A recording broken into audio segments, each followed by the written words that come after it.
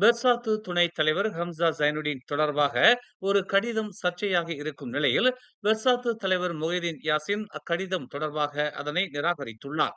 கடிதத்தில் கூறப்பட்டுள்ள கூற்றுகள் சரிபார்க்கப்படவில்லை என்று அவர் செய்தியாளர்கள் மத்தியில் தெரிவித்தார். வழக்கமாக இது போன்ற கடிதங்களுக்கு தாம் கவனம் செலுத்துவதில்லை என்று குறிப்பிட்ட அவர், ஆனால் தலைவராக இவ்விஷயத்தை கவனத்தில் கொள்வதாக கூறினார். உண்மையான கதை என்னவென்று தமக்கு தெரியவில்லை என்று அவர் தெரிவித்தார். அது உண்மையா, பொய்யா, வேண்டுமென்றே பரப்பப்பட்டதா அல்லது வெறும் முட்டாள்தனமா என்று கடிதத்தின் மீதான அடிமட்ட தலைவர்களின் விமர்சனம் குறித்து கருத்து கேட்கப்பட்ட போது அவர் கூறினார். பெர்சாத்துவின் வருடாந்திர பொதுக்கூட்டத்தில் இப்பிரச்சனை எழுமா என்று கேட்டதற்கு, என்ன நடக்கும் என்று தன்னால் கணிக்க முடியாது என்று முகைதீன் தெரிவித்தார். நாங்கள் சரிபார்க்கப்பட்ட உண்மைகளின் அடிப்படையில் செயல்படுகிறோம். வதந்திகளின் அடிப்படையில் நாங்கள் செயல்படுவதில்லை என்று முகைதீன் தெரிவித்தார். மேலும் செய்திகளை தெரிந்து கொள்ள தமிழ் மலர் நாளிதழை பாருங்கள்.